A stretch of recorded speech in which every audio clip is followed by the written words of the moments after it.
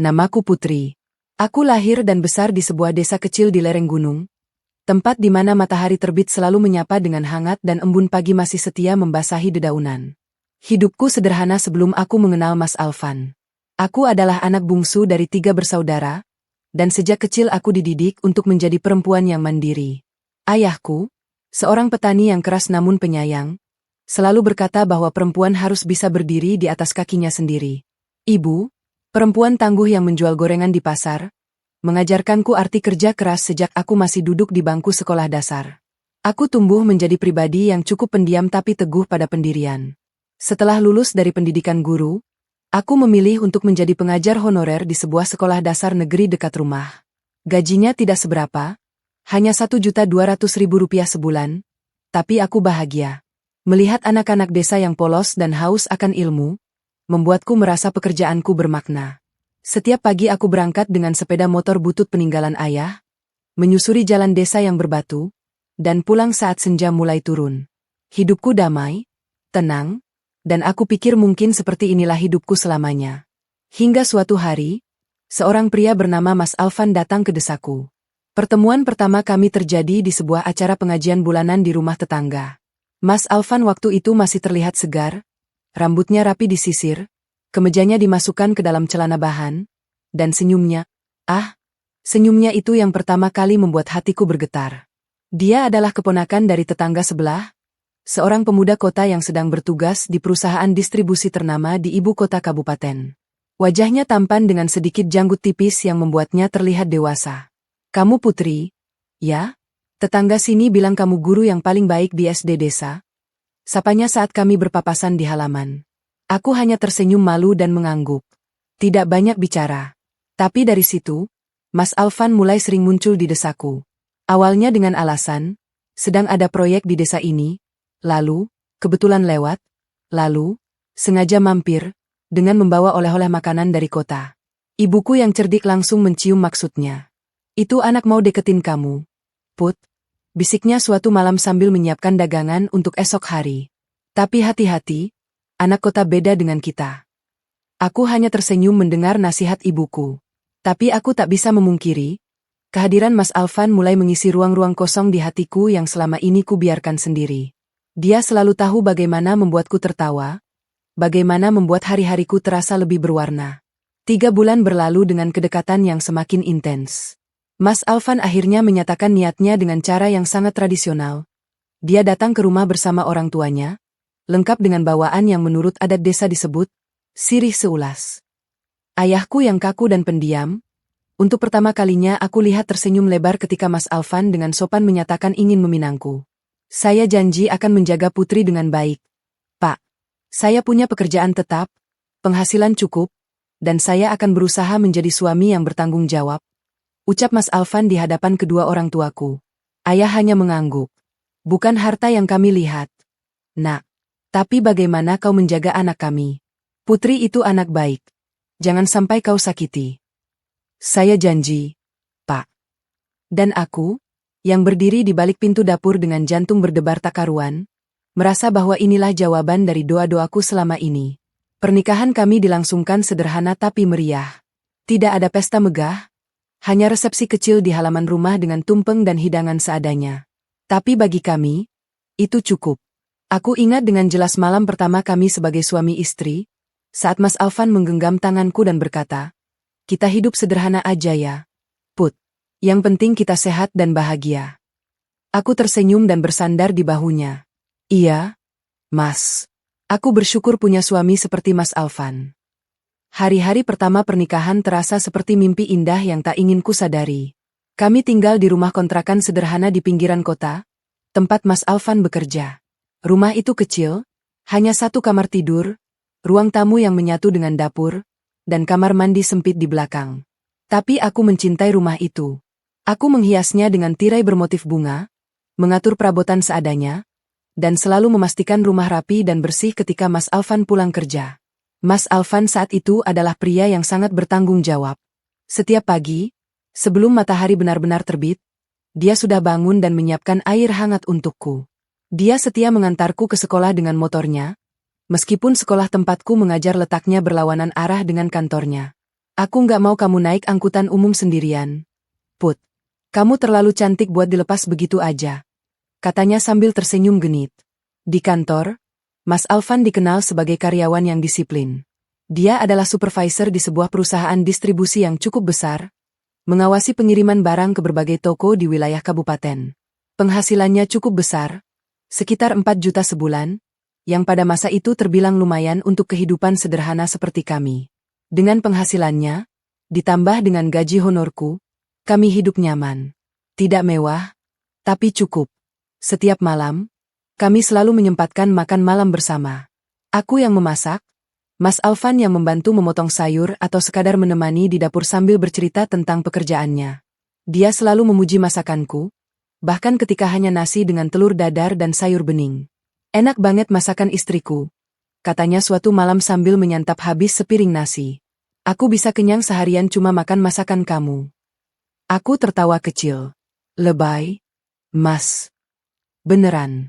Aku nggak butuh makanan mahal. Yang penting buatan tangan kamu. Waktu itu, aku sungguh merasa menjadi perempuan paling beruntung di dunia. Aku punya suami yang perhatian, pekerjaan yang kucintai, dan kehidupan yang damai. Kami mulai merencanakan masa depan, menabung untuk membeli rumah, mungkin sepeda motor baru, dan suatu hari nanti memiliki anak. Aku tidak tahu bahwa kebahagiaan itu ternyata rapuh.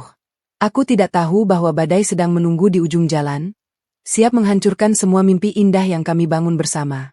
Tapi saat itu, di bawah sinar lampu temaram rumah kontrakan kami, dengan suamiku yang tersenyum di hadapanku, aku percaya bahwa hidup ini sempurna. Aku percaya bahwa Mas Alvan akan selalu menjadi pria yang dulu meminangku di depan ayahku dengan penuh janji. Aku percaya bahwa pernikahanku akan menjadi dongeng indah yang tak pernah usai. Hari itu adalah hari yang tak akan pernah bisa kulupakan, meskipun aku sudah berusaha sekuat tenaga untuk menghapusnya dari ingatan. Aku sedang duduk di ruang tamu rumah kontrakan kami, menyiapkan kisi-kisi soal ulangan untuk murid-murid kelas 2 SD. Di luar, hujan gerimis mulai turun, membuat udara sore terasa lebih dingin dari biasanya. Aku menyesap teh hangat buatanku sendiri sambil sesekali melihat jam dinding yang menunjukkan pukul 3:30. Biasanya Mas Alvan pulang sekitar jam 5, tapi hari ini dia pamit akan pulang lebih cepat karena ada urusan di kantor yang harus diselesaikan. Pintu rumah terbuka pukul 3:45. Aku mendengar suara langkah yang berbeda dari biasanya, tidak ringan dan bersemangat seperti keseharian Mas Alvan, melainkan berat, seperti orang yang sedang membawa beban yang sangat besar di pundaknya. Mas sudah pulang? Sapaku sambil bangkit dari duduk. Lumayan cepat. Aku belum masak sih. Tadi kupikir Mas. Aku menghentikan kata-kataku saat melihat wajah Mas Alvan. Wajahnya pucat. Tidak seperti pucat karena sakit, tapi pucat seperti orang yang baru saja mendapat berita yang menghancurkan. Matanya kosong, tidak fokus pada apapun. Kemeja kerjanya masih rapi, tapi dasinya sudah longgar dan kusut, seolah dia sudah berkali-kali menariknya tanpa sadar. Tas kerjanya menggantung lemah di tangan kanannya, hampir menyentuh lantai. Mas Alvan, ada apa? Aku mendekat, jantungku mulai berdebar tidak karuan. Dia menatapku. Untuk beberapa detik, matanya seperti tidak mengenaliku. Lalu dia menghela napas panjang, napas yang keluar dari lubuk yang paling dalam, seolah dia baru saja menahan sesuatu sepanjang perjalanan pulang. Aku kena PHK, Put, katanya lirih. Suara itu nyaris tidak lebih dari bisikan, tapi cukup untuk membuat dunia di sekelilingku terasa berhenti berputar. Aku terdiam. Kepalaku terasa kosong, lalu tiba-tiba dipenuhi oleh ribuan pertanyaan yang berkejaran tanpa kendali. PHK? Bagaimana bisa? Bukannya Mas Alvan adalah supervisor yang diandalkan? Bukannya perusahaannya sedang berkembang? Perusahaan lagi bangkrut? Put. Mas Alvan melanjutkan, seolah bisa membaca pikiranku. Mereka melakukan efisiensi besar-besaran. Yang dipertahankan cuma karyawan dengan jabatan rendah karena gajinya kecil. Supervisor kayak aku dianggap terlalu mahal. Dia tertawa pahit, tapi tawa itu tidak sampai ke matanya. 5 tahun aku kerja di sana, ngangkat kardus dari bawah sampai jadi supervisor, ujung-ujungnya dibuang kayak sampah. Aku melihat ada getaran di rahangnya, tanda bahwa dia sedang menahan sesuatu. Mungkin amarah, mungkin kesedihan yang sangat dalam. Aku tahu Mas Alvan, dia pria yang tidak mudah menangis di depan orang lain, bahkan di depan istrinya sendiri. Aku melangkah mendekat dan memeluknya erat. Aku merasakan tubuhnya kaku sesaat, lalu perlahan melunak dan membalas pelukanku. Kepalanya tertunduk di pundakku, dan aku merasakan ada setitik cairan hangat menetes di bajuku. Dia menangis. Suamiku yang selalu kuat di mataku, menangis dalam pelukanku. "Tenang, Mas," bisikku sambil mengusap-usap punggungnya. "Kita pasti bisa melewati ini. Aku masih punya gaji dari sekolah. Mas bisa cari kerja baru, kan? Pengalaman Mas banyak. Pasti ada perusahaan lain yang butuh orang seperti Mas." Mas Alvan hanya mengangguk, tapi aku bisa merasakan tubuhnya masih bergetar. Mungkin bukan hanya karena sedih, tapi juga karena takut. Aku juga takut, sejujurnya. Tapi aku tidak boleh menunjukkannya. Saat ini, aku harus menjadi yang kuat untuknya. Malam itu, kami duduk di ruang tamu dengan lampu yang temaram, berbicara tentang masa depan yang tiba-tiba terasa begitu tak pasti. Mas Alvan menjelaskan detailnya. Perusahaan tempatnya bekerja memang sedang mengalami krisis keuangan karena beberapa klien besar membatalkan kontrak. Efisiensi dilakukan dalam 3 gelombang, dan dia adalah korban di gelombang kedua. Pesangon yang diberikan tidak seberapa karena statusnya masih karyawan kontrak, bukan tetap. "Setidaknya kita masih punya tabungan, Mas," kataku mencoba menghibur. "Kita bisa pakai itu untuk kebutuhan sementara sambil Mas cari kerja baru." Mas Alvan mengangguk lagi. Kali ini dia tidak bicara. Dia hanya menatap lantai, dengan tatapan yang membuat hatiku teriris. Aku tidak tahu apa yang sedang dia pikirkan, tapi aku bisa merasakan ada sesuatu yang berubah dalam dirinya malam itu. Sesuatu yang sulit dijelaskan dengan kata-kata. Awalnya, aku masih optimis. Aku memutar otak mengatur keuangan dari gaji honorku yang hanya 1.200.000 sebulan. Aku membuat catatan pengeluaran yang detail di buku kecil, menghitung setiap rupiah dengan saksama. Kontrakan kami 500.000 per bulan. Listrik dan air sekitar 150.000. Sisa 550.000 untuk makan, transportasi, dan kebutuhan lainnya. Aku mulai berhemat lebih ketat dari biasanya. Aku memasak sendiri untuk setiap waktu makan. Tidak pernah membeli lauk jadi karena itu lebih mahal. Aku menghitung kebutuhan beras per minggu, membelinya dalam jumlah pas agar tidak ada sisa yang terbuang. Aku bahkan berhenti membeli camilan atau jajan di sekolah, meskipun terkadang perutku keroncongan di sela-sela jam mengajar. Aku juga mulai mengurangi pemakaian listrik. Lampu tidak boleh dinyalakan kecuali benar-benar diperlukan. Setrika hanya dilakukan sekali seminggu, untuk pakaian kerja Mas Alvan yang sedang melamar kerja dan pakaian mengajarku. Aku bahkan belajar mencuci pakaian dengan tangan untuk menghemat biaya laundry yang sebelumnya kami lakukan seminggu sekali.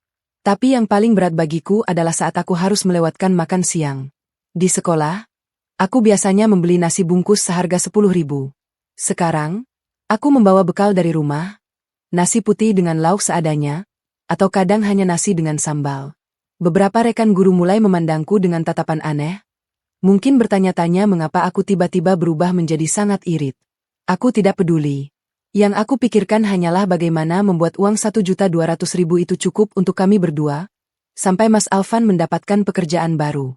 Sementara itu, Mas Alvan berusaha mencari kerja. Setiap pagi, setelah aku berangkat mengajar, dia akan mandi dan berdandan rapi. Aku sering melihatnya berdiri di depan cermin kecil di kamar, mengikat dasi dengan sempurna, lalu mengambil tumpukan berkas lamaran yang sudah dicetak puluhan lembar. Dia keluar membawa map coklat itu ke sana kemari, melamar ke perusahaan-perusahaan distribusi lain, ke pabrik-pabrik yang membutuhkan tenaga supervisor, ke toko-toko besar yang mungkin membutuhkan manajer gudang. Tapi hari berganti minggu, minggu berganti bulan, belum ada juga panggilan kerja. Aku tahu karena setiap kali Mas Alvan pulang, aku bisa membaca kekecewaan dari wajahnya. Terkadang dia pulang dengan langkah tegap, dan aku sempat berharap, mungkin hari ini ada kabar baik. Tapi dia hanya menggeleng pelan saat mataku bertanya, dan harapan itu kembali pupus. 1 bulan berlalu, 2 bulan, 3 bulan, dan perlahan, aku mulai melihat perubahan dalam diri Mas Alvan. Perubahan yang awalnya sangat kecil, hampir tak terlihat, tapi semakin hari semakin jelas. Dia mulai sering keluar malam. Awalnya dengan alasan yang masih masuk akal. Jalan-jalan dulu, Put, biar gak stres. Atau, ketemu teman lama, mau ngobrol bentar. Aku maklum. Mencari kerja yang tak kunjung datang pasti sangat kelelahan secara mental. Aku pikir dia butuh ruang untuk bernapas. Tapi kemudian, aku mulai menyadari hal-hal yang janggal. Uang receh di dompetku mulai sering berkurang tanpa sebab jelas. Aku ingat dengan pasti menyisakan 10.000 untuk beli sayur besok. Tapi saat ku cek lagi di pagi hari, tinggal 5.000. Atau aku ingat menaruh 20.000 di laci dapur untuk cadangan beli gas. Tapi saat aku ambil, uang itu sudah tidak ada. Awalnya aku pikir aku yang lupa. Mungkin aku yang salah ingat. Mungkin uangnya memang sudah aku pakai untuk sesuatu dan aku lupa mencatatnya. Aku masih berusaha memaklumi. Tapi kemudian aku menemukan celengan kecilku. Celengan plastik berbentuk babi yang selalu kuisikan sisa receh setiap hari. Berada di tempat yang berbeda dari biasanya. Celengan itu biasanya kusimpan di lemari kamar. Di balik tumpukan baju. Tapi suatu hari aku menemukannya di rak dapur. Dengan posisi terbuka. Aku membukanya. Kosong. Padahal seminggu sebelumnya aku sempat menghitung isinya, masih ada sekitar 120.000 rupiah. Aku menatap celengan kosong itu lama sekali, sementara perasaanku berkecamuk antara ingin percaya ini hanya kesalahanku sendiri atau mengakui kenyataan pahit yang mulai terbentang di hadapanku. Aku memilih untuk tidak bertanya dulu. Aku masih ingin percaya pada suamiku. Tapi di dalam hati, sesuatu mulai retak. Dan retakan kecil itu, lambat laun, akan menjadi celah yang tak bisa lagi kututup. Aku ingat dengan jelas hari itu. Hari Jumat, saat aku biasanya pulang lebih awal karena jam pelajaran hanya sampai siang. Aku sempat merasa aneh selama beberapa hari terakhir. Rasa mual yang datang di pagi hari, badan yang terasa lebih lemas dari biasanya, dan keinginan untuk makan sesuatu yang asam-asam. Awalnya kukira aku hanya kecapean karena begadang menyiapkan administrasi kelas. Tapi setelah seminggu berlalu dengan keluhan yang sama, salah satu rekan guru, Bu Dewi, menatapku dengan curiga. "Putri, kamu hamil kali?" tanyanya sambil tersenyum. Aku tersentak. Hamil? Aku belum memikirkannya sama sekali. Tapi segera setelah Bu Dewi menyebutkan kemungkinan itu, aku mulai menghitung-hitung dalam hati. Sudah hampir 2 bulan aku tidak mendapat tamu bulanan. Aku yang selama ini terlalu sibuk memikirkan keuangan, sama sekali tidak menyadari hal yang seharusnya paling kuperhatikan. Pulang sekolah, aku tidak langsung pulang ke rumah kontrakan. Aku mampir ke puskesmas yang letaknya tidak jauh dari sekolah. Jantungku berdebar-debar saat memasuki ruangan yang bau antiseptik itu. Aku disambut oleh seorang bidan ramah dengan senyum yang menenangkan. "Mau periksa apa, Mbak?" "Saya mau tes kehamilan, Bu.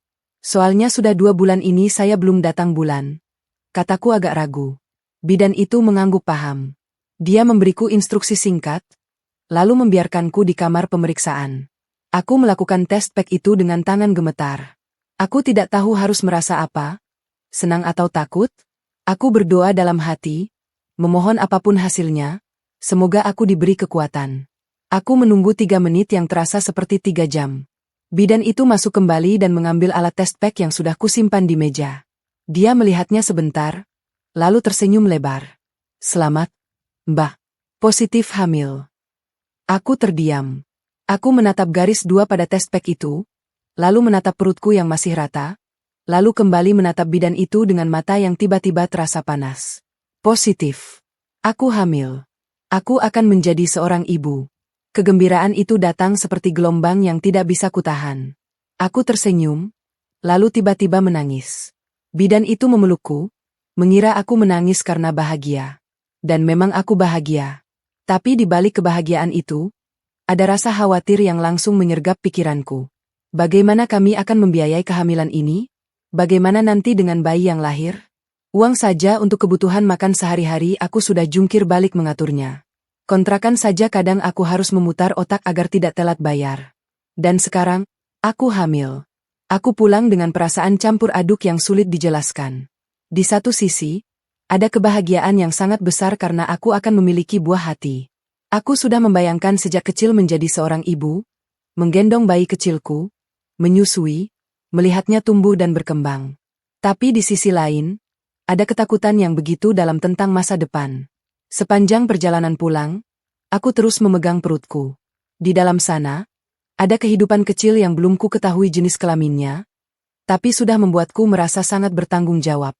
Aku harus melindunginya. Aku harus memastikan dia lahir dengan selamat. Aku harus memberikan yang terbaik untuknya meskipun kondisiku tidak baik-baik saja. Sampai di rumah, Mas Alvan belum pulang. Aku membersihkan rumah, memasak nasi, dan menyiapkan lauk seadanya, tempe dan tahu goreng dengan sambal terasi. Biasanya aku masak dengan perasaan lelah dan sedikit cemas memikirkan uang. Tapi hari ini, mataku terus-menerus tertuju pada test pack yang kusimpan di dalam saku bajuku. Aku memutuskan untuk tidak langsung memberitahu Mas Alvan. Aku ingin memilih waktu yang tepat. Aku ingin melihat suasana hatinya baik-baik dulu. Aku juga takut dengan reaksinya. Akankah dia senang? Atau justru dia akan semakin stres karena beban tanggungan bertambah? Malam itu, Mas Alvan pulang sekitar jam 8. Aku melihat wajahnya, lelah, kusam, dan matanya sembab. Sepertinya hari ini tidak ada kabar baik. Aku tidak bertanya. Aku hanya menghidangkan makan malam dan menemaninya dalam diam. Tapi rahasia tidak bisa kusimpan lama. Keesokan harinya, aku tidak tahan. Aku ingin dia tahu. Aku ingin berbagi kebahagiaan ini dengannya, meskipun aku juga takut. Mas, panggilku pelan setelah kami selesai makan malam. Mas Alvan sedang duduk di ruang tamu sambil memijat pelipisnya yang terasa pening. Aku menarik napas panjang. Tanganku gemetar saat mengeluarkan test pack dari saku. Aku meletakkannya di meja di hadapan Mas Alvan. Mas Alvan menatap test pack itu. Beberapa detik dia hanya diam. Wajahnya datar, tidak bereaksi. Hatiku mulai cemas. Mungkin dia marah. Mungkin dia tidak siap. Mungkin. Tapi tiba-tiba, matanya berbinar. Senyum yang sudah lama tidak kulihat muncul di wajahnya. Senyum yang dulu membuatku jatuh cinta. Senyum yang membuatku percaya bahwa semuanya akan baik-baik saja. Aku bakal jadi bapak. Put? Serius? Suaranya bergetar. Aku mengangguk. Air mataku mulai jatuh. Iya, Mas. Aku baru periksa tadi di puskesmas. Positif. Alhamdulillah. Mas Alvan mengulurkan tangan dan memelukku erat. Aku merasakan dadanya naik turun. Merasakan detak jantungnya yang berdebar kencang. Alhamdulillah, Put. Kita punya anak. Aku bakal jadi bapak. Aku menangis dalam pelukannya. Untuk sesaat, semua kekhawatiran tentang uang, tentang masa depan, tentang bagaimana kami akan bertahan. Semua itu seolah sirna. Yang ada hanya kebahagiaan murni di antara kami berdua. Tapi tidak lama. Perlahan, senyum Mas Alvan mulai pudar. Pelukannya mengendur. Aku menatap wajahnya dan melihat sesuatu yang membuat hatiku teriris lagi. Kekhawatiran. Kekhawatiran yang sama persis seperti yang kurasakan. Dia sedang memikirkan uang. Aku tahu. Kami terdiam. Tidak ada yang bicara. Malam itu, kami tidur bersisian, sama-sama terjaga dengan pikirannya masing-masing. Mas Alvan memelukku dari belakang, tangannya di atas perutku yang masih rata. Aku tahu dia tidak tidur karena napasnya tidak teratur seperti biasanya. Aku juga tidak bisa tidur. Mataku terus menatap langit-langit kamar yang mulai mengelupas catnya. Di dalam perutku, ada kehidupan kecil yang akan membutuhkan banyak hal. Makanan bergizi, perawatan kesehatan, pakaian, dan kelak biaya sekolah. Sementara di luar sana, suamiku masih belum mendapat pekerjaan tetap, dan aku hanya seorang guru honorer dengan gaji yang bahkan untuk kebutuhan 2 orang saja sudah sangat berat. Tapi aku berusaha menguatkan diriku sendiri. Aku bisa melakukan ini. Aku akan terus bekerja meskipun kehamilanku nanti mulai membesar. Aku akan mencari tambahan penghasilan jika perlu. Aku akan berhemat lebih ketat lagi. Yang penting, anak ini lahir dengan selamat. Yang penting, aku bisa memberikan yang terbaik untuknya. Aku tidak tahu bahwa perjuangan yang kuhadapi ke depan akan jauh lebih berat dari yang kubayangkan. Aku tidak tahu bahwa kecanduan Mas Alvan akan membuat semuanya semakin rumit. Aku tidak tahu bahwa di bulan-bulan kehamilanku, aku justru akan kehilangan lebih dari sekadar uang. Tapi malam itu, di tengah kebahagiaan yang bercampur kekhawatiran, aku hanya ingin percaya bahwa semuanya akan baik-baik saja. Aku memegang tangan Mas Alvan yang masih berada di atas perutku. Aku menggenggamnya erat. Kita bisa, Mas, bisikku. Kita pasti bisa melewati ini. Mas Alvan tidak menjawab. Tapi genggamannya mengerat. Dan untuk malam itu sudah cukup bagiku. Kehamilanku kini memasuki minggu ke-14. Perutku belum terlalu membesar, tapi rasa mual di pagi hari masih sering datang. Ada kalanya aku harus menahan diri di tengah jam mengajar agar tidak berlari ke kamar mandi. Tapi aku tetap bersyukur, setidaknya kandunganku sehat. Dan setiap kali aku memeriksakan diri ke puskesmas, bidan bilang semuanya normal. Namun di balik rasa syukur itu, ada kekhawatiran lain yang mulai menggerogotiku.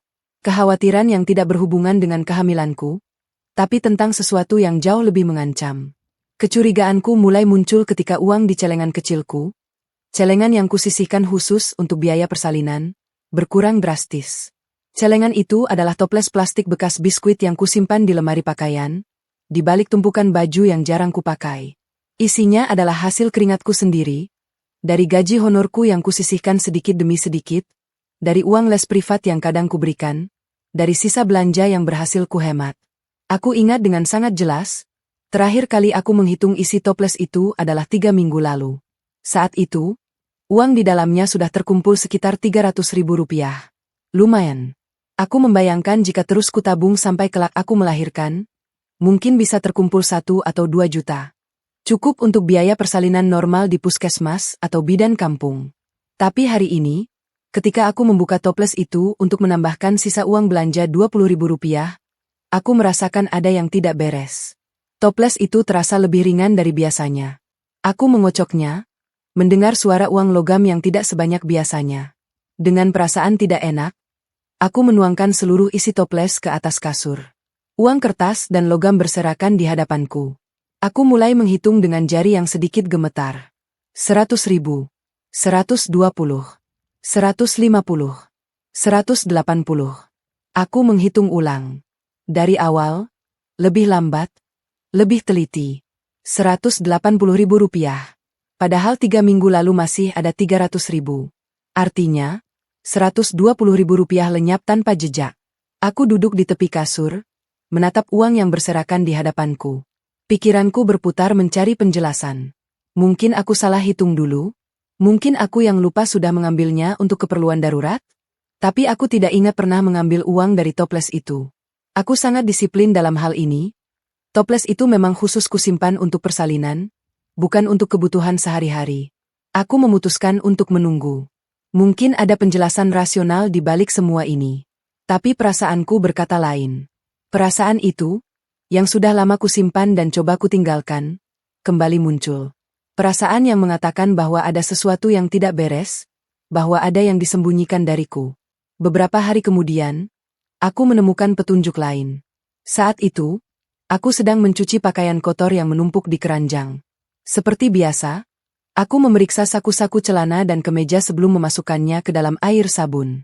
Aku sudah terbiasa melakukan ini, kadang aku menemukan uang receh, kadang struk belanja, kadang tisu bekas. Di saku celana jeans Mas Alvan yang hendak kucuci, tanganku menyentuh secari kertas kecil yang terlipat. Aku mengeluarkannya dan membuka lipatan itu perlahan.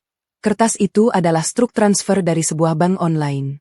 Aku membaca nominalnya, 200.000 rupiah. Tujuan transfer, atas nama sebuah situs judi online. Di bagian bawah struk itu, ada tulisan kecil, deposit via bank BCA, username, Alvan 77. Tanganku membeku. Judi? Mas Alvan main judi? Aku membaca struk itu berulang kali, seolah dengan membacanya berkali-kali, tulisan itu akan berubah menjadi sesuatu yang lain. Tapi tidak. Kata-kata itu tetap sama. Judi online. Deposit 200.000. Username Alvan 77. Aku teringat uang di toples yang hilang 120.000. Ternyata bukan cuma itu. Di struk ini saja sudah tertera 200.000. Berapa banyak lagi yang tidak ketahuan? Aku mencoba berpikir jernih. Mungkin ini hanya sekali. Mungkin dia iseng karena stres belum dapat pekerjaan. Mungkin dia hanya coba-coba dan akan berhenti. Aku masih ingin percaya pada Mas Alvan. Aku masih ingin mempertahankan sisa-sisa kepercayaan yang tersisa. Tapi perasaanku terus berkata lain. Dan kali ini, aku memutuskan untuk mendengarkan. Aku mulai mengamati Mas Alvan lebih saksama. Aku memperhatikan gerak-geriknya, kebiasaannya, hal-hal kecil yang dulu mungkin terlewatkan. Dan perlahan, aku menemukan lebih banyak tanda-tanda yang membuat hatiku semakin tenggelam. Uang di dompetku sering berkurang. Aku sudah mulai menghitung setiap rupiah dengan cermat. Aku bahkan mencatat pengeluaran harian di buku kecil. Tapi setiap kali aku mengecek dompet di malam hari, jumlahnya tidak pernah sesuai dengan hitunganku. Selalu ada selisih. Kadang 10.000, kadang 20.000, kadang 50.000. Jumlah yang tidak terlalu besar, tapi jika dikumpulkan, menjadi sangat berarti untuk kebutuhan kami. Mas Alvan juga mulai sering keluar malam. Ketemu teman, Put. Mau ngobrol bentar? Cari informasi lowongan kerja? Katanya dengan alasan yang selalu berbeda. Tapi ketika dia pulang, wajahnya tidak seperti orang yang baru saja bertemu teman untuk membicarakan pekerjaan. Wajahnya kusam, matanya sayu, dan dia langsung tidur tanpa banyak bicara. Ekspresi yang sama setiap kali dia pulang. Ekspresi seorang pecandu yang baru kehilangan. Yang paling jelas, aku menemukan ponselnya terbuka suatu malam. Itu terjadi sekitar pukul 2 dini hari. Aku terbangun karena haus, dan saat aku bangkit dari tempat tidur, aku melihat cahaya biru dari layar ponsel Mas Alvan yang masih menyala. Dia tertidur lelap di ruang tamu, entah sejak kapan, dengan ponsel masih tergenggam di tangannya. Aku mendekat perlahan, berusaha tidak membuat suara. Layar ponselnya masih menampilkan situs yang sedang dia akses sebelum tertidur. Situs judi online. Grafik naik turun dengan warna-warni yang menyilaukan. Ada angka-angka yang bergerak, hitungan mundur, dan di sudut layar tertera saldo 0. Saldo 0 rupiah. Dan di samping itu, aku melihat riwayat transfer. Bukan hanya satu. Banyak. Puluhan transaksi dengan nominal yang bervariasi.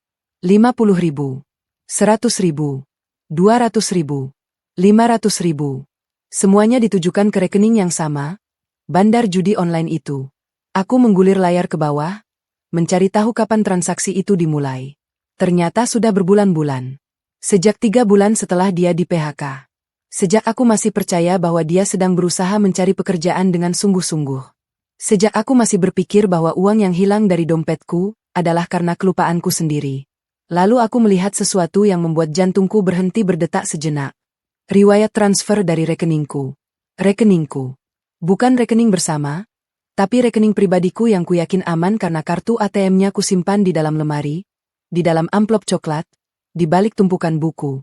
Ternyata diam-diam dia sudah mengambilnya. Entah kapan. Entah bagaimana. Tapi yang jelas, kartu itu sudah tidak berada di tempatnya semula. Aku membuka laci lemari dengan tangan gemetar. Aku mencari amplop coklat itu. Kosong. Kartu ATM-ku tidak ada di sana. Aku membongkar seluruh lemari, mencari kemana-mana, tapi kartu itu benar-benar hilang. Dengan perasaan yang sudah tidak bisa digambarkan dengan kata-kata, aku membuka aplikasi mobile banking di ponselku. Aku memasukkan PIN dengan jari yang gemetar hebat.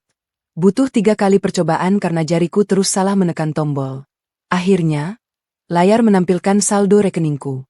Saldo yang seharusnya masih ada 800.000 rupiah.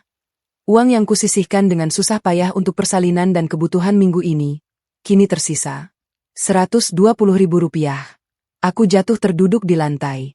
Ponselku terlepas dari genggaman dan jatuh dengan suara keras. Tapi aku tidak peduli. Aku hanya duduk di lantai kamar yang dingin itu, memeluk lututku, dan menangis.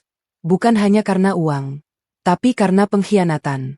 Aku ingat semua malam ketika Mas Alvan memelukku dan berkata bahwa dia sayang padaku. Aku ingat semua pagi ketika dia tersenyum dan mencium keningku sebelum aku berangkat mengajar. Aku ingat semua janji yang dia ucapkan di depan ayahku, bahwa dia akan menjagaku, bahwa dia akan menjadi suami yang bertanggung jawab. Ternyata semua itu hanya kata-kata. Ternyata dia lebih memilih judi daripada keluarganya. Ternyata uang yang kucurahkan dengan keringat dan air mataku, uang untuk anak kami yang masih dalam kandungan, dihamburkan untuk taruhan online yang tidak jelas. Aku memeluk perutku yang mulai membesar. Di dalam sana, bayiku bergerak. Mungkin dia merasakan kesedihan ibunya. Mungkin dia merasakan tangis yang tertahan di dadaku. Maafkan mama, nak, bisikku pelan. Maafkan mama yang terlalu bodoh. Maafkan mama yang terlalu percaya. Aku tidak tahu harus berbuat apa. Aku tidak tahu apakah aku harus marah, harus menangis, atau harus pergi.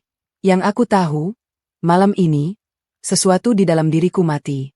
Kepercayaan itu, yang selama ini kupelihara sekecil apapun, mati di lantai kamar yang dingin ini, ditemani oleh layar ponsel yang masih menampilkan angka 120.000 di rekeningku. Aku menangis sampai mataku perih. Aku menangis sampai tidak ada lagi air mata yang tersisa. Lalu aku berdiri, membersihkan wajahku, dan mengambil keputusan dalam diam. Besok, aku akan mengonfrontasinya. Aku akan menunjukkan semua bukti yang kutemukan. Aku akan memberinya kesempatan untuk menjelaskan. Dan apapun jawabannya, aku harus siap dengan konsekuensinya. Aku tidak tahu bahwa konfrontasi itu justru akan menjadi awal dari kehancuran yang lebih besar. Aku tidak tahu bahwa pertanyaan-pertanyaanku akan dijawab dengan amarah, dengan pembelaan diri, dan dengan tuduhan bahwa aku pelit. Aku tidak tahu bahwa setelah malam itu, semuanya akan semakin buruk. Tapi saat itu, di tengah dinginnya lantai kamar dengan perut yang membawa calon bayi yang harus kujaga, aku hanya ingin satu hal, kebenaran. Kebenaran tentang suamiku. Kebenaran tentang pernikahanku. Kebenaran tentang masa depan yang akan kuhadapi bersama anakku. Aku tidak tidur semalaman setelah penemuan itu. Setiap kali aku memejamkan mata, yang terlihat adalah angka-angka di rekeningku yang tersisa 120.000, dan riwayat transfer ke situs judi online yang jumlahnya mencapai jutaan rupiah. Aku juga tidak bisa memejamkan mata karena Mas Alvan masih tertidur lelap di ruang tamu, dengan ponsel masih tergenggam di tangannya, seolah tidak ada beban apapun di pundaknya. Sekitar pukul 5 pagi, aku mendengar suara gerakan dari ruang tamu. Mas Alvan terbangun. Aku mendengar langkah kakinya menuju kamar mandi, lalu suara air mengalir. Aku masih berbaring di tempat tidur, berpura-pura tidur. Aku belum siap. Aku masih mengumpulkan keberanian. Mas Alvan masuk ke kamar dengan langkah yang masih berat karena kantuk. Dia merebahkan diri di sampingku, seperti biasa, tanpa tahu bahwa dunia di sekitarku sudah hancur sejak tadi malam. Put, bangun. Udah subuh, katanya sambil mengelus rambutku. Seperti biasa. Seperti tidak ada yang salah. Aku membuka mata. Aku menatap wajahnya, wajah yang kukenal dengan sangat baik, wajah yang dulu selalu membuatku tersenyum setiap pagi. Tapi pagi ini, aku tidak bisa tersenyum. Yang kulihat adalah wajah seorang penjudi yang telah menghancurkan hidup kami berdua. Aku duduk perlahan. Tanganku meraih ponsel yang semalaman kusimpan di bawah bantal. Aku membuka aplikasi mobile banking, lalu meletakkan ponsel itu di hadapan Mas Alvan. Mas, lihat ini, kataku dengan suara yang berusaha kujaga tetap tenang, meskipun di dalam dadaku ada badai yang siap meledak. Mas Alvan mengucek mata, masih setengah sadar. Dia menatap layar ponselku, membaca angka yang tertera di sana. Wajahnya masih datar, sepertinya belum mengerti apa yang sedang kubicarakan. Saldo rekeningku tinggal 120.000, Mas. Padahal seharusnya masih ada 800.000. Mas tahu kemana perginya uang itu? Mas Alvan terdiam. Aku melihat rahangnya mengeras. Dia sudah mengerti sekarang. Tapi dia tidak langsung menjawab. Dia menunduk, menghindari tatapanku. Mas Alvan, panggilku lagi. Kali ini suaraku sudah mulai bergetar. Aku minta Mas lihat ini. Aku mengeluarkan struk transfer yang kutemukan di saku celananya kemarin. Aku letakkan di atas ponsel, tepat di hadapan wajahnya. Struk ini aku temukan di saku celana Mas. Transfer 200.000 ke situs judi online. Username Alvan77. Ini punya kamu kan, Mas? Mas Alvan masih diam. Tangannya yang tadinya mengelus rambutku kini menggenggam erat ujung sarungnya. Aku melihat ada urat di lehernya yang menegang. Dan tadi malam, aku lihat ponsel Mas. Lanjutku, suaraku mulai pecah. Aku lihat riwayat transfernya. Bukan cuma sekali, Mas. Puluhan kali. Ratusan ribu bahkan jutaan rupiah. Uang itu dari mana? Dari rekeningku. Kan? Mas ambil kartu ATM-ku tanpa izin. Kan? Aku tidak bisa menahan air mata lagi. Air mata itu jatuh deras di pipiku, membasahi bantal yang masih kugenggam. Mas, aku sedang hamil. Uang itu buat persalinan. Buat kita makan. Buat bayiku. Mas tahu berapa lama aku kumpulin uang itu? Mas tahu aku sudah makan seadanya? Kadang bahkan tidak makan siang biar bisa nabung? Mas tahu setiap hari aku hitung-hitung pengeluaran sampai detail terkecil biar uangnya cukup. Mas Alvan akhirnya mengangkat wajahnya. Matanya merah.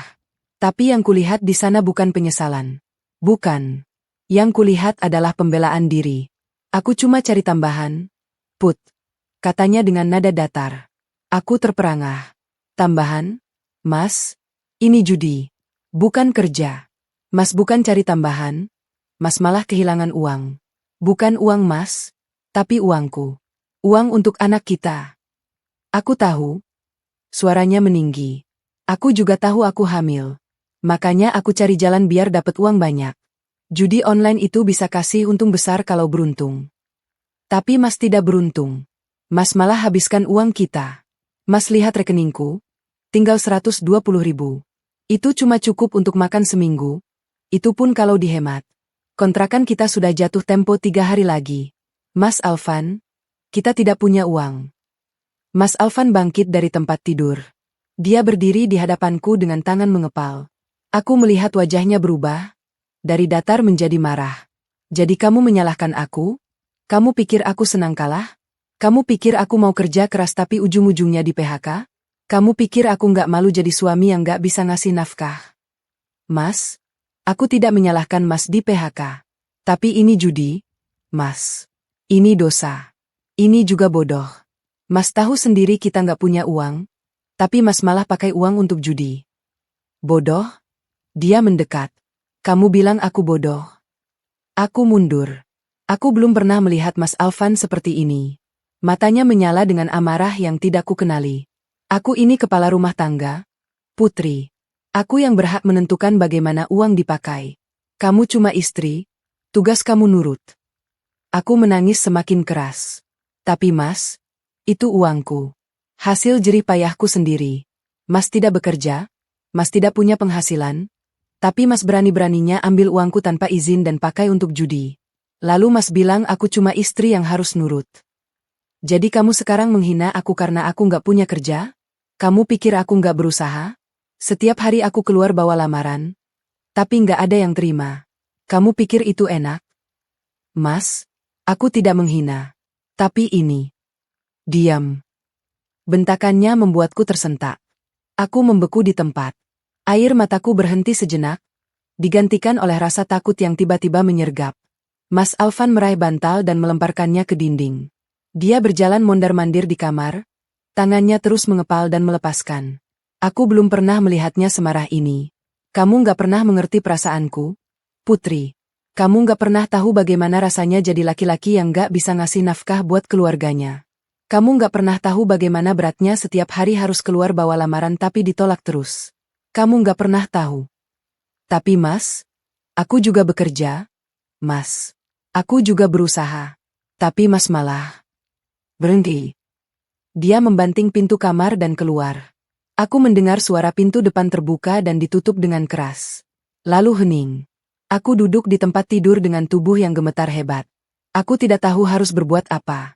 Aku hanya bisa menangis, menangis, dan menangis. Mas Alvan baru pulang 3 hari kemudian. 3 hari aku hidup dalam ketakutan, memikirkan apa yang akan terjadi selanjutnya. 3 hari aku menangis, meneleponnya berkali-kali tapi tidak diangkat, mengirim pesan tapi tidak dibalas. 3 hari aku sendiri dengan perut yang mulai membesar, dengan uang 120.000 yang harus cukup untuk makan dan entah bagaimana untuk membayar kontrakan.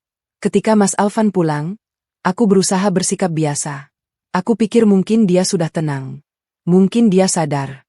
Mungkin dia akan minta maaf. Tapi aku salah. Kecanduan judi Mas Alvan semakin parah setelah pertengkaran itu. Awalnya hanya 200.000, lalu 300, lalu 500.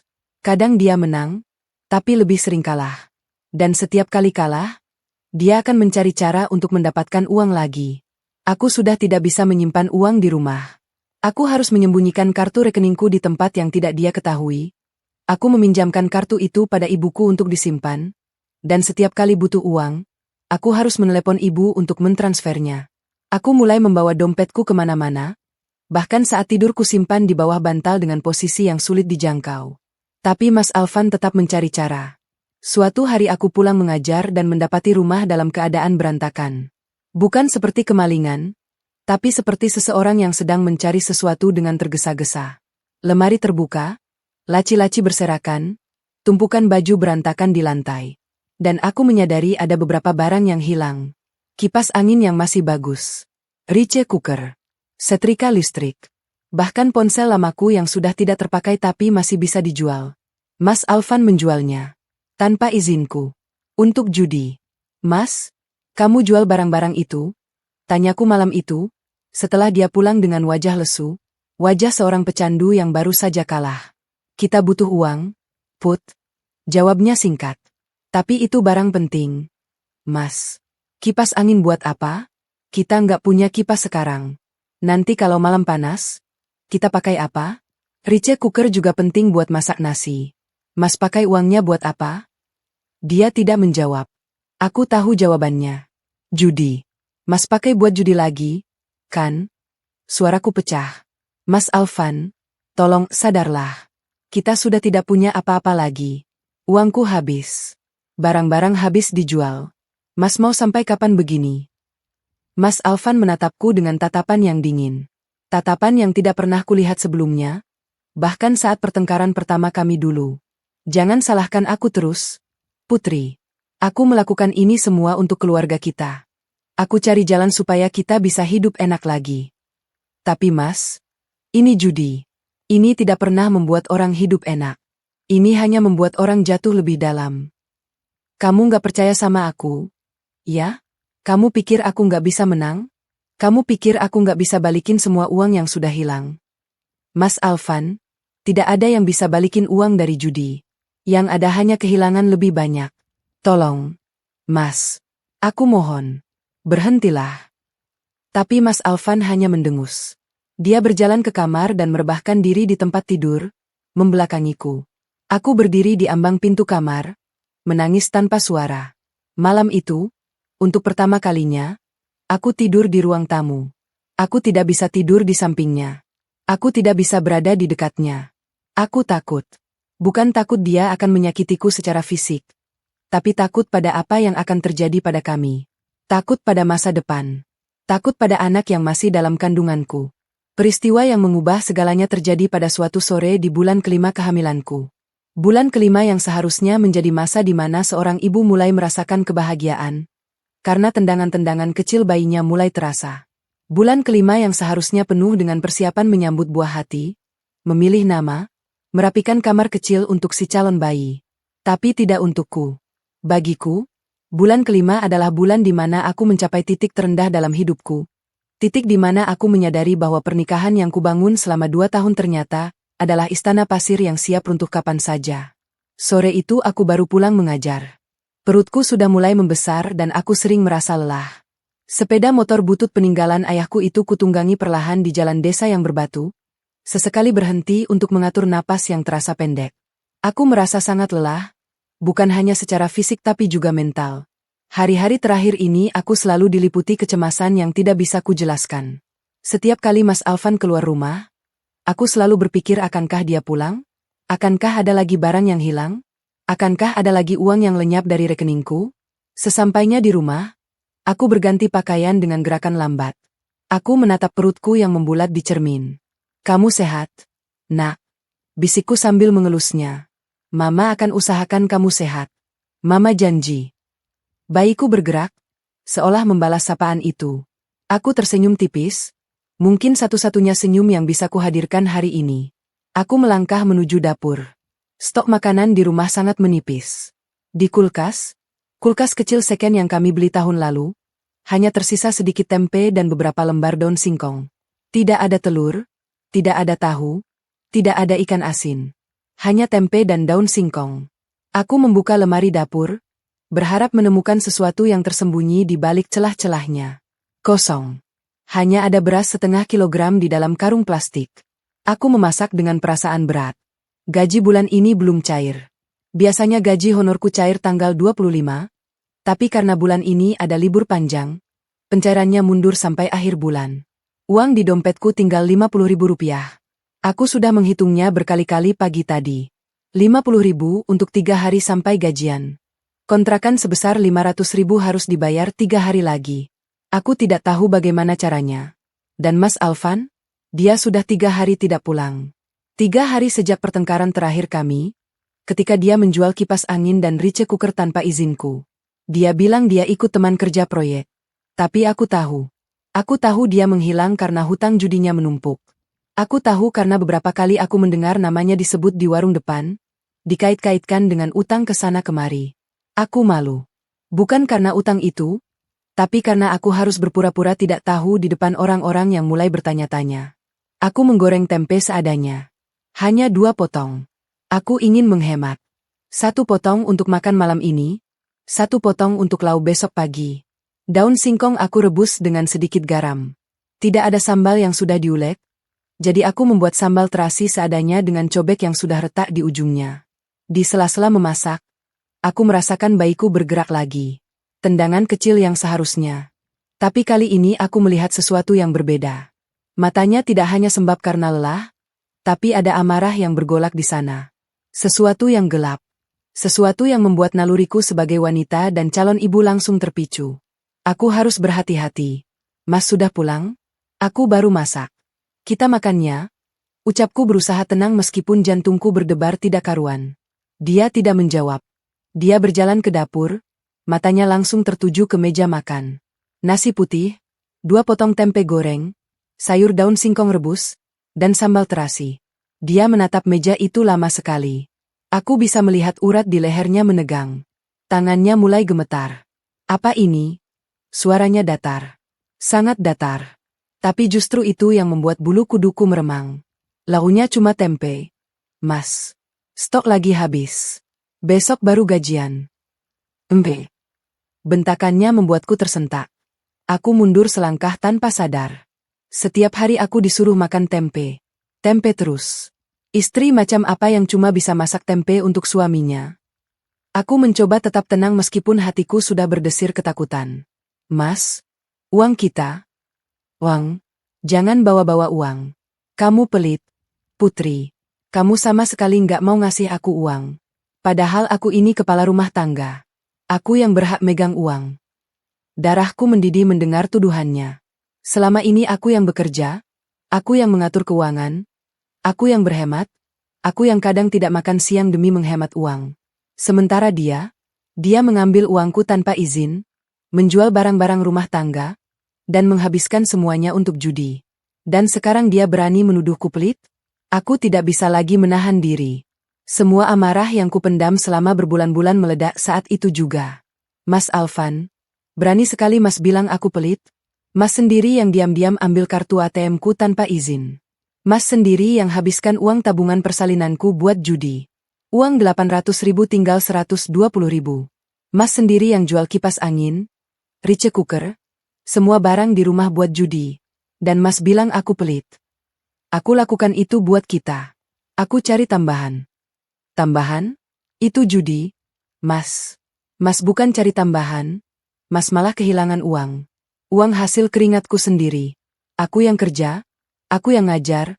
Aku yang kadang gak makan siang biar bisa nabung. Sementara Mas cuma di rumah, main judi, ambil uangku, jual barang-barangku. Lalu Mas tuduh aku pelit. Mata Mas Alvan melebar. Dia tidak terbiasa melihatku membantah seperti ini. Aku selalu menjadi istri yang patuh, yang diam, yang menahan semua rasa sakit. Tapi hari ini berbeda. Hari ini, aku tidak bisa diam lagi. Berani kamu bicara seperti itu sama aku? Suaranya meninggi. Wajahnya memerah karena amarah. Aku ini suamimu. Aku kepala rumah tangga. Kamu harusnya hormat sama aku. Hormat? Mas mau aku hormat setelah Mas melempar martabatku ke lantai? Setelah Mas habiskan semua uangku? Setelah Mas lebih memilih judi daripada anak yang masih dalam kandunganku? Jadi sekarang kamu membanggakan diri karena kamu yang kerja? Kamu pikir aku nggak berusaha? Setiap hari aku keluar bawa lamaran, tapi nggak ada yang terima. Kamu pikir itu enak? Aku tidak pernah merendahkan Mas karena Mas tidak punya kerja. Tapi setidaknya kalau Mas belum dapat kerja, janganlah malah menghabiskan uang yang aku kumpulin dengan susah payah. Mas tahu berapa lama aku nabung 800.000 itu? Mas tahu aku sudah makan tempe berapa bulan biar bisa nyisihin uang buat persalinan? Lagi-lagi tempe. Kamu pikir aku senang makan tempe setiap hari? Kamu pikir aku nggak muntah cuma makan tempe setiap hari? Kita makan tempe karena kita tidak punya uang. Mas. Karena uangnya Mas habiskan untuk judi.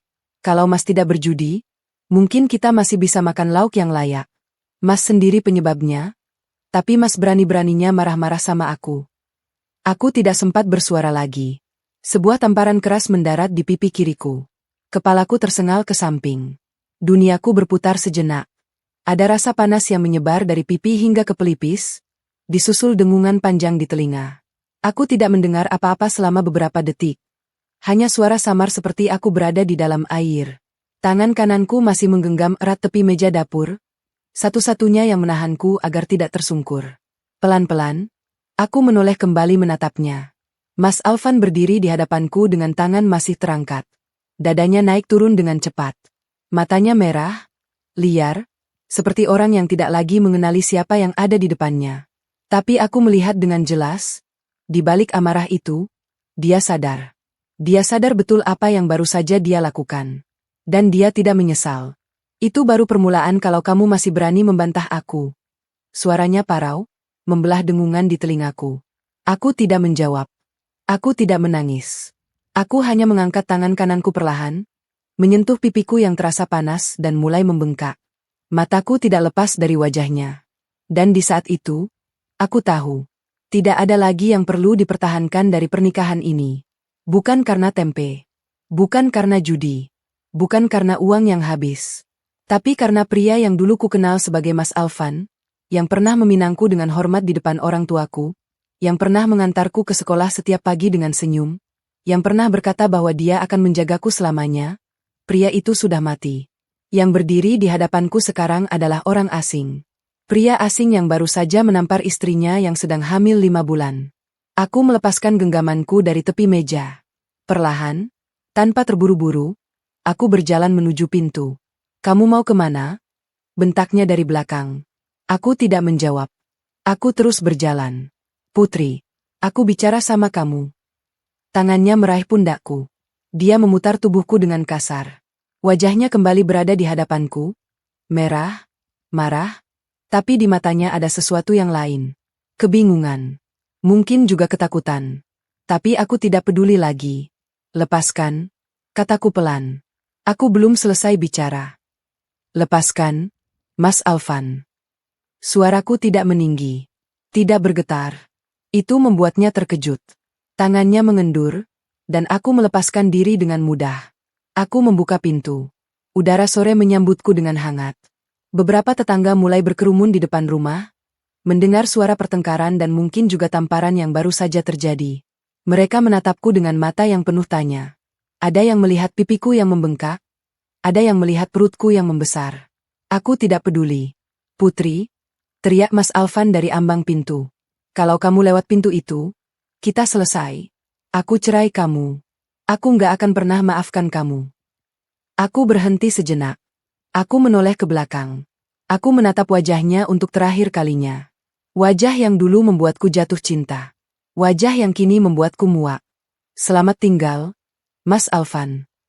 Aku melangkah keluar. Aku menutup pintu di belakangku. Aku mendengar suara barang-barang di dalam rumah dihantamkan ke dinding. Aku mendengar teriakannya yang semakin menjauh. Tapi aku tidak menoleh lagi. Aku berjalan menuju terminal dengan perut yang membesar, dengan pipi yang masih terasa panas, dengan hati yang hancur berkeping-keping. Tapi anehnya, aku merasa lebih ringan dari sebelumnya. Seperti beban bertahun-tahun akhirnya terlepas dari pundakku. Di dalam perutku, bayiku bergerak, menendang lembut. Seolah dia berkata, "Mama hebat. Kita akan baik-baik saja." Aku tidak menoleh lagi setelah pintu itu kututup rapat. Suara Mas Alvan yang masih berteriak di dalam rumah, dengan amarah yang diselingi suara barang-barang yang dihantamkan ke dinding, semakin menjauh seiring langkahku yang terus berjalan. Aku tidak tahu apakah tetangga-tetangga yang berkerumun di depan rumah itu melihat wajahku yang masih lebam bekas tamparan, atau perutku yang sudah membesar, atau air mata yang mulai mengalir deras di pipiku. Aku tidak peduli. Yang aku tahu, aku harus menjauh. Sejauh-jauhnya. Jarak dari rumah kontrakan ke terminal sekitar 2 kilometer. Biasanya aku naik ojek atau diantar Mas Alvan. Tapi sore ini, aku memilih berjalan kaki. Bukan hanya karena tidak punya ongkos, tapi juga karena aku butuh waktu untuk berpikir. Setiap langkah terasa berat, perutku yang mulai membesar membuat keseimbanganku sedikit terganggu. Tapi aku terus melangkah. Aku tidak boleh berhenti. Jika aku berhenti, aku takut aku akan kembali. Sesampainya di terminal, mataku menyapu deretan bus yang terparkir. Bus jurusan kampungku, desa kecil di lereng gunung, tempat di mana ibuku tinggal, Masih ada satu. Aku mendekati kondektur yang sedang merokok di samping pintu bus. Ke Kampung Ciputat. Bang. Berapa? 45.000, Mbak. Aku merogoh dompetku. Uang yang tersisa hanyalah 50.000 rupiah. Sisa dari gaji yang sudah habis untuk kebutuhan selama Mas Alvan tidak pulang. Aku mengeluarkan selembar uang 50 ribuan dan menyerahkannya. Kondektur itu memberiku tiket dan kembalian 5.000. 5.000 rupiah. Itulah seluruh harta yang kumiliki saat ini untuk memulai hidup baru. Aku naik ke bus dan memilih kursi dekat jendela. Bus masih menunggu penumpang lain, jadi aku hanya duduk diam sambil memegang perutku. Aku merasakan tendangan kecil dari dalam. Tendangan yang lembut, seperti pengingat bahwa aku tidak sendirian. Aku akan melindungi kamu, nak, bisikku pelan. Mama janji. Bus mulai bergerak saat senja mulai turun. Aku menatap jalanan yang berlalu di balik kaca, menyusuri rute yang dulu sering kami lewati berdua. Dulu, setiap kali pulang kampung, Mas Alvan selalu duduk di sampingku, tangannya menggenggam tanganku erat. Sekarang, aku sendirian, dengan perut berisi calon bayi yang ayahnya baru saja menampar wajahku. Sepanjang perjalanan, aku tidak menangis. Entah kenapa, air mata yang tadi mengalir deras seolah sudah habis. Yang tersisa hanya kelelahan yang sangat dalam dan kesadaran bahwa tidak ada jalan untuk kembali. Aku memejamkan mata dan membiarkan tubuhku dihantam oleh setiap guncangan bus. Aku tiba di kampung sekitar pukul 9 malam. Udara dingin pegunungan langsung menyambutku saat kaki menginjak tanah terminal kecil di desa. Dari terminal, aku masih harus berjalan sekitar 1 kilometer menuju rumah ibuku. Gelap. Hanya ada beberapa lampu jalan yang menyala redup. Aku berjalan perlahan, sesekali berhenti untuk mengatur napas. Pintu rumah ibuku terbuka setelah aku mengetuk 3 kali. Wajah ibuku muncul di balik pintu, masih mengenakan daster dan kerudung tidur.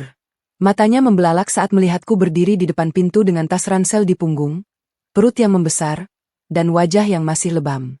Putri? Suaranya parau, setengah tidak percaya. Kamu pulang? Jam segini? Mas Alvan mana? Aku tidak bisa menjawab. Air mata yang sedari tadi kutahan akhirnya pecah juga. Aku menangis terseduh-seduh di depan pintu rumah ibuku, perempuan yang sudah melahirkanku ke dunia, yang kini harus melihat anaknya pulang dalam keadaan hancur. Bu, aku pulang. Isakku. Aku nggak bisa lagi sama Mas Alvan. Ibuku tidak bertanya lebih lanjut. Dia menarikku masuk, membawaku duduk di kursi ruang tamu, dan menyiapkan air hangat untuk membersihkan wajahku. Aku melihat matanya berkaca-kaca saat melihat bekas tamparan di pipiku. Tapi dia tidak berkata apa-apa. Dia hanya memelukku erat dan membiarkan aku menangis di pangkuannya. Kamu di sini aman, nak? Bisiknya lembut. Ibu akan jaga kamu. Istirahatlah. Malam itu, untuk pertama kalinya dalam berbulan-bulan, aku tidur dengan tenang. Bukan karena luka-lukaku sudah sembuh, tapi karena aku tahu aku sudah berada di tempat yang aman. Aku sudah pulang. 3 bulan pertama di kampung adalah masa yang paling berat dalam hidupku, bahkan lebih berat dari saat-saat terakhirku bersama Mas Alvan. Bukan karena kekurangan, tapi karena aku harus membangun kembali diriku sendiri dari titik nol. Aku harus mengubur semua luka, semua kenangan pahit, dan semua rasa sakit yang masih membekas di setiap sudut hatiku. Ibuku menerimaku dengan tangan terbuka, tapi aku tahu beban tanggunganku membuatnya kerepotan. Sebagai seorang janda penjual gorengan di pasar desa, penghasilannya pas-pasan. 30.000 sampai 50.000 sehari, itu pun tidak menentu. Kadang laku, kadang tidak. Aku tidak mau menjadi beban. Aku harus bergerak. Meskipun perutku sudah semakin besar dan bidan di puskesmas desa sering mengingatkanku untuk tidak bekerja terlalu berat, aku memaksakan diri untuk membantu ibuku. Setiap pagi pukul 4, aku sudah bangun untuk membantu membuat adonan gorengan. Tahu isi, pisang goreng, singkong goreng. Aku memotong, meracik bumbu, dan menggoreng dengan hati-hati di dapur yang asapnya membuat mataku perih. Saat matahari mulai terbit, aku sudah duduk di samping ibuku di pasar, melayani pembeli yang kebanyakan adalah ibu-ibu desa yang akrab dengan senyuman hangat. Putri, kamu nggak usah bantu-bantu. Istirahat saja, kamu hamil, kata ibu suatu pagi sambil menatapku yang sedang memotong tahu untuk isian gorengan. Aku nggak tega lihat ibu sendirian. Bu, lagi pula, gerak sedikit baik untuk kehamilan. Bidan bilang begitu. Ibu hanya menghela napas, tapi matanya berkaca-kaca. Aku tahu dia bangga, tapi juga khawatir. Selain membantu jualan, aku juga mencari informasi tentang lowongan mengajar di kampung. Aku tidak ingin mengandalkan ibuku terus-menerus. Aku harus punya penghasilan sendiri, terutama untuk persiapan persalinan yang tinggal beberapa bulan lagi. Tidak ada posisi honorer yang kosong di SD desa, tapi ada seorang tetangga yang membutuhkan guru les privat untuk anaknya yang akan menghadapi ujian. Aku mengambilnya. Gajinya kecil, hanya 100.000 sebulan, tapi itu lebih baik daripada tidak sama sekali. Mas Alvan, dia tidak berhenti menghubungiku di minggu-minggu pertama. Ponselku terus berdering dengan namanya yang muncul di layar. Awalnya aku tidak mengangkat. Lalu dia mengirim pesan-pesan yang berganti-ganti nada. Aku membacanya semuanya, meskipun setiap kali membaca, ada rasa sakit yang menusuk dadaku. Kamu tega ninggalin suamimu sendiri. Putri, aku minta maaf. Pulanglah. Kalau kamu nggak pulang, aku akan cari kamu sampai ketemu. Aku janji berhenti judi. Janji. Aku membaca semua pesan itu dengan hati yang sakit. Tapi setiap kali aku hampir luluh, aku mengingatkan diriku sendiri. Dia melemparkan nasi ke wajahku. Dia menamparku saat aku hamil. Dia mengambil semua uangku. Dia lebih memilih judi daripada keluarganya. Aku memblokir nomornya setelah 3 minggu. Aku butuh ketenangan. Aku butuh fokus pada kehamilanku. Dan akhirnya, setelah 9 bulan penuh perjuangan, Archie lahir. Bayi laki-laki, sehat, dengan berat 3,2 kilogram. Aku menamainya Archie, nama yang kupilih karena artinya, pemberani, atau, yang sesungguhnya. Karena dia adalah keberanianku untuk bertahan hidup. Dia adalah bukti bahwa dari kehancuran, bisa lahir sesuatu yang indah. Saat pertama kali aku menggendong Archie di ruang bersalin puskesmas, air mataku jatuh. Bukan karena sakit, tapi karena haru. Aku berhasil. Aku bisa melewati semua ini. Dan aku akan terus berjuang untuk anakku. Setelah Archie lahir, aku semakin bersemangat. Aku mendapat informasi tentang program guru honorer di kampung tetangga yang membutuhkan tenaga pengajar. Aku mendaftar dengan berkas seadanya, dan alhamdulillah, aku diterima. Gajinya lebih baik dari sebelumnya, dan jam kerjanya memungkinkanku tetap merawat Archie karena ibu bersedia menjaga cucunya saat aku mengajar. Perlahan tapi pasti, aku mulai membangun kehidupan baru. Aku dan Archie. Tanpa Mas Alvan. Tanpa judi. Tanpa amarah. Tanpa tamparan. Aku berdoa setiap malam, memohon kepada Allah agar diberi kekuatan untuk terus melangkah, agar dilindungi dari masa lalu yang menghantuiku, dan agar Archie tumbuh menjadi anak yang lebih baik dari orang tuanya. Setahun sudah berlalu sejak aku meninggalkan rumah kontrakan itu. Setahun sejak aku memutuskan untuk menyelamatkan diri dan anakku dari lelaki yang dulu pernah kusebut suami. Setahun penuh perjuangan yang tidak pernah kusangka akan mampu kulalui. Archie kini sudah berusia 7 bulan. Dia tumbuh menjadi bayi yang sehat dan aktif, dengan senyum yang selalu mampu mencairkan lelahku setelah seharian mengajar. Matanya, aku sering menatap matanya lama-lama, mirip Mas Alvan. Sama-sama hitam pekat dengan bulu mata lentik. Kadang, ketika Archie tertawa atau menangis, ada bayangan samar tentang pria itu yang muncul. Tapi aku selalu cepat-cepat mengusir bayangan itu. Masa lalu adalah masa lalu. Yang ada sekarang adalah Archie, anakku, yang harus kubesarkan dengan penuh kasih tanpa dibayangi oleh luka lama. Hidup di kampung mengajarkanku banyak hal. Aku belajar bahwa kebahagiaan tidak selalu datang dalam bentuk kemewahan. Rumah ibuku yang sederhana, dengan dinding papan yang kadang bocor saat hujan deras, menjadi istana kecil bagiku dan Archie. Setiap pagi, aku bangun sebelum azan subuh, membantu ibuku menyiapkan adonan gorengan, lalu menyusui Archie sebelum berangkat mengajar. Sepeda motor butut peninggalan ayahku masih setia menemani perjalananku menyusuri jalan desa yang berbatu menuju sekolah di kampung tetangga. Sekolah tempatku mengajar sekarang berbeda dengan sekolah dulu di kota. Murid-muridnya adalah anak-anak petani dan buruh tani, polos dan haus akan ilmu. Mereka memanggilku, Bu Guru Putri, dengan nada hormat yang tulus. Gajiku memang tidak besar, hanya cukup untuk kebutuhan Archie dan sedikit untuk membantu ibuku, tapi aku merasa bahagia. Pekerjaan ini memberiku makna, memberiku alasan untuk tetap bangun setiap pagi. Ibuku sering berkata, "Kamu hebat, Put. Ibu bangga sama kamu." Awalnya aku hanya tersenyum mendengar pujian itu. Tapi semakin hari, aku mulai percaya bahwa aku memang hebat. Aku berhasil melewati masa-masa tergelap dalam hidupku. Aku berhasil melahirkan dan membesarkan Archie sendirian. Aku berhasil membangun kembali hidupku dari nol. Tapi seperti kata orang, hidup memang penuh kejutan. Kabar tentang Mas Alvan datang saat aku tidak sedang siap. Kejadiannya bermula ketika aku sedang berbelanja di pasar desa untuk membeli bahan-bahan membuat gorengan. Aku sedang menawar harga cabai dengan seorang pedagang ketika sebuah suara menyapaku dari belakang. "Putri? Putri? Beneran kamu?" Aku menoleh. Seorang perempuan dengan kerudung coklat dan wajah yang familiar berdiri di belakangku. Butuh beberapa detik bagiku untuk mengenalinya. Itu Winda, teman SMA yang dulu cukup dekat denganku sebelum aku pindah ke kota. Kami sudah lama tidak berkomunikasi.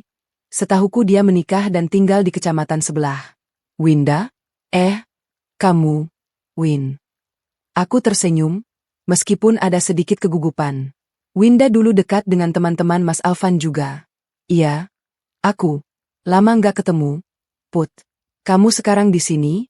Aku kira kamu masih di kota sama Mas Alvan." Matanya menatapku dengan penuh rasa ingin tahu, lalu tertuju pada Archie yang kugendong di depan. Aku mengangguk pelan. "Aku sudah pindah ke sini setahun lalu. Ini anakku, Archie." Winda tersenyum dan mengelus pipi Archie yang bulat. "Gemas? Mirip kamu, Put." Lalu wajahnya berubah sedikit serius. "Put, aku dengar kabar tentang Mas Alvan. Kamu tahu belum?" Aku menggeleng. Aku sengaja memutus kontak dengan semua teman di kota karena aku tidak ingin mendengar kabar tentang Mas Alvan. Aku ingin fokus pada Archie dan hidup baruku. Tapi dari raut wajah Winda, aku tahu ini bukan kabar biasa. "Dia hancur, Put," kata Winda dengan suara pelan, seolah takut didengar orang lain. "Setelah kamu pergi, dia makin parah. Judinya semakin menjadi-jadi. Dia berhutang kemana-mana, sampai debt collector datang ke rumah kontrakannya setiap minggu." Aku terdiam. Tanganku tanpa sadar mengeratkan gendongan Archie. Winda melanjutkan, "Rumah kontrakannya digusur karena nggak bayar setahun. Barang-barangnya sudah habis dijual, termasuk motor kesayangannya. Dia sempat dirawat di rumah sakit karena stres dan tekanan darah tinggi. Sekarang katanya dia tinggal di rumah temannya, kerja serabutan nggak jelas. Kadang jadi kuli bangunan, kadang jaga warung." Aku tidak bisa berkata apa-apa. Ada sesuatu yang mengganjal di dadaku. Bukan cinta, bukan rindu, tapi campuran antara iba dan kepedihan. "Dia nggak pernah berhenti nyari kamu, Put," kata Winda lagi. "Aku dengar dari teman-teman, dia sering cerita kalau dia nyesel banget katanya. Dia sadar semua kesalahannya. Dia bilang dia nggak akan berhenti minta maaf sampai dia bisa ketemu kamu lagi." Aku hanya mengangguk pelan. "Terima kasih sudah kasih tahu, Win." Winda menatapku dengan mata yang penuh makna. Dia sepertinya ingin bertanya lebih banyak, mungkin tentang mengapa aku pergi, atau apakah aku akan kembali pada Mas Alvan. Tapi dia memilih untuk tidak. Dia hanya tersenyum dan berpamitan setelah membeli beberapa ons cabai. Aku pulang dengan langkah yang terasa berat. Bukan karena lelah, tapi karena kabar yang baru saja kudengar mengaduk-aduk perasaanku. Sepanjang jalan, pikiranku tidak bisa tenang. Aku membayangkan Mas Alvan dalam kondisi yang diceritakan Winda. Kurus, lusuh, sakit, tinggal di rumah teman.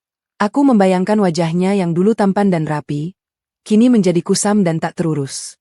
Malamnya, setelah Archie tertidur pulas di sampingku, aku duduk di beranda rumah. Udara pegunungan terasa dingin menusuk tulang. Langit di atas desa bertabur bintang, tanpa polusi cahaya seperti di kota. Aku memandang bintang-bintang itu lama sekali. Aku teringat pada masa-masa indah bersama Mas Alvan. Masa ketika dia masih menjadi pria yang dulu ku kenal. Pria yang mengantarku ke sekolah setiap pagi. Pria yang memuji masakanku meskipun hanya telur dadar. Pria yang berjanji di depan ayahku untuk menjagaku selamanya. Aku juga teringat pada masa-masa kelam itu. Uang yang hilang dari rekeningku. Kipas angin dan rice cooker yang dijual tanpa izin. Nasi yang dilemparkan ke wajahku. Tamparan yang membuat pipiku lebam. Semua luka itu masih terasa, meskipun bekasnya sudah lama hilang. Aku menangis malam itu. Bukan karena rindu. Bukan karena marah. Tapi karena aku tidak tahu harus merasa apa. Aku berdoa kepada Allah, memohon petunjuk. Ya Allah, Engkau maha mengetahui apa yang terbaik untukku dan untuk Archie. Jika Mas Alvan benar-benar berubah, tunjukkanlah padaku. Jika dia masih seperti dulu, lindungilah aku dan anakku dari kejahatannya. Berikan aku kekuatan untuk memaafkan, tapi juga kebijaksanaan untuk menjaga diri. Aku memandang bintang-bintang itu sekali lagi. Di antara ribuan titik cahaya, ada satu yang paling terang. Aku tersenyum tipis. Mungkin, seperti bintang itu, harapan selalu ada. Tapi harapan saja tidak cukup. Aku harus melihat bukti. Dan jika suatu hari nanti Mas Alvan benar-benar datang, aku akan tahu apa yang harus kulakukan.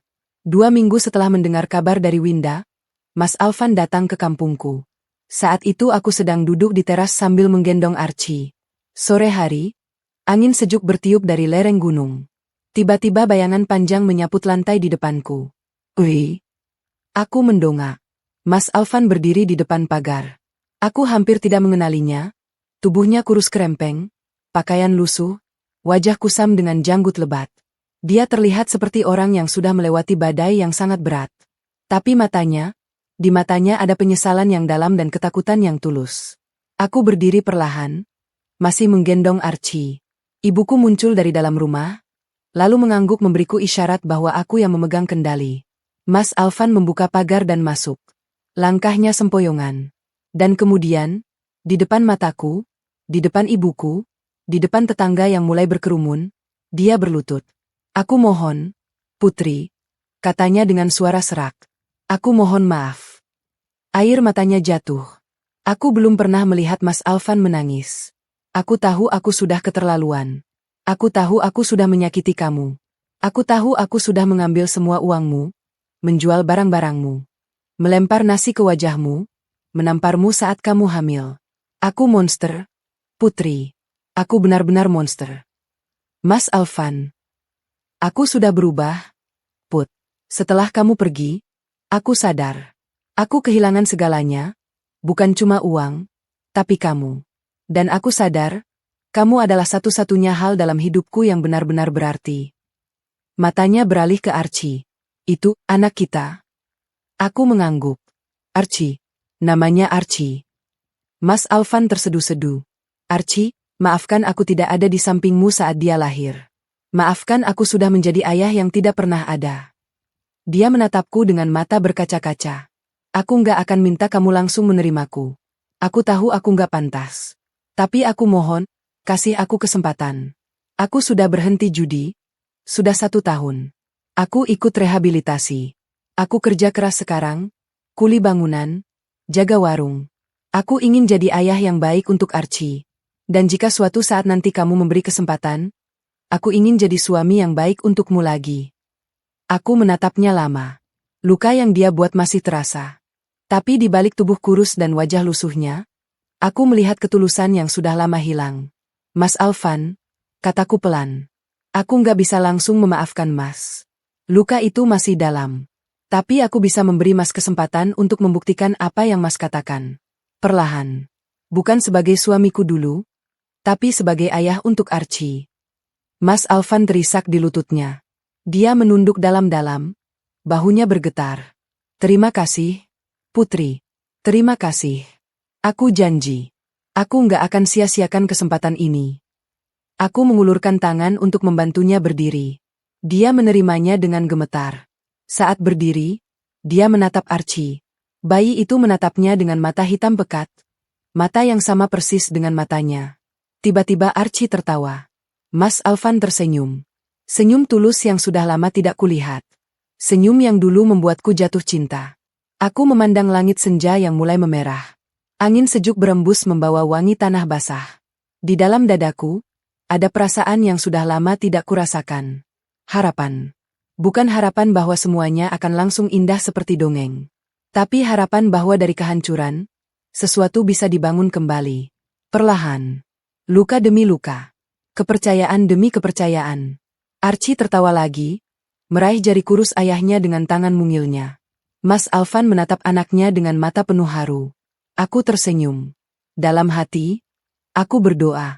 Semoga kali ini, ceritaku bisa menjadi dongeng yang indah.